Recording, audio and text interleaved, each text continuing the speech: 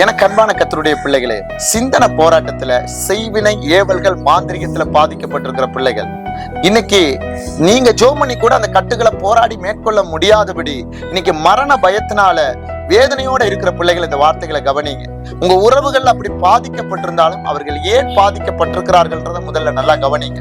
இன்னைக்கு உங்களுக்கான வார்த்தை, இதை நீங்க மிஸ் பண்ணாதீங்க. இயேசுவின் ரத்தத்துலதான் விடுதலை.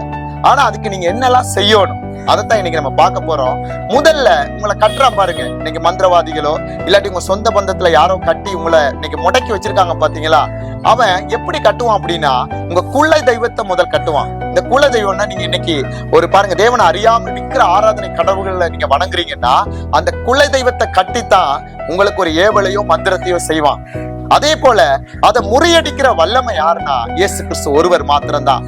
இந்த உலகத்துல வேற எந்த ரத்தத்திற்கும் பிசாசு பயப்படாது. ஆனா இயேசுவின் ரத்தம் நீங்க சொல்றது மாத்திரமல்ல, அவனோட போராடுற அளவுக்கு நீங்க பலப்படணும். அது எப்படி பலப்படுறது? அதுதான் இந்த வார்த்தை. எடுத்து வாசிங்க. லூக்காக்கு எழுதின சுவிசேஷம் 11வது அதிகாரம் 21, 22.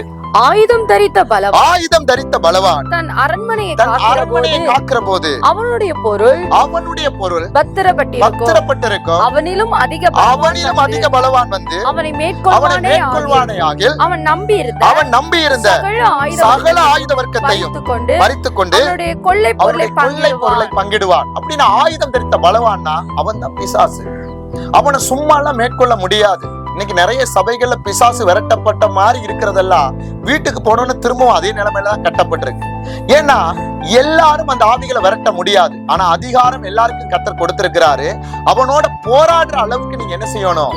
பலப்படணும். அவனோட போராடுற அளவுக்கு உங்கள்ட்ட ஆண்டுடைய வார்த்தைகள், முழங்கால்கள், ஜெபங்கள் உங்கள்ட்ட இருக்கணும். இன்னைக்கு சிந்தனை போராட்டம்.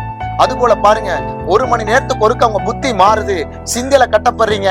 நான் வேற ஒரு ஆளால இயங்குறேன் அப்படின்னு தெரிகிற பிள்ளைகள் எல்லாம் கையில பைபிள் இல்லாம, வாயில துதி இல்லாம, ஜெபம் இல்லாம, முழங்கால் இல்லாம உங்களால இதை மேற்கொள்ள முடியாது. நல்லா கவனிச்சு கொள்ளுங்க. இன்னைக்கு பிசாசுகள் நடுங்கிறது இயேசுவின் ரத்தத்துக்கு. எடுத்து வாசிங்க. யாத்திராமத்துக்கு எழுதின பாருங்க புத்தகம் 12வது அதிகாரம் 7வது வசனம் படிங்க. அதன் ரத்தத்தில் கொஞ்சம் எடுத்து தாங்கள் அதை புசிக்கும் வீட்டு வாசல் நிலைக்கால்களிலும் இரண்டிலும் நிலையின் மேற்சட்டத்திலும் தெளித்து போதும். நல்லா கவனிங்க. அந்த 6, 7வது வசனத்தை பாத்தீங்கன்னா ஆட்டுக்குட்டி ஒண்ணு அடிக்கப்படுது. அந்த ஆட்டுக்குட்டி யாருக்கு ஒப்புனா கர்த்தராகிய இயேசு கிறிஸ்துவுக்கு ஒப்பானது. இன்னைக்கு புதிய ஏற்பாடுல எபிரேயருக்கு எழுதின நிருபம் 2வது அதிகாரம் நீங்க எடுத்து வாசிங்க. 14, 15வது வசனத்தை படிங்க. ஆதலால் பிள்ளைகள் மாம்சத்தையும் இரத்தத்தையும் உடையவர்களாய் இருக்க அவரும்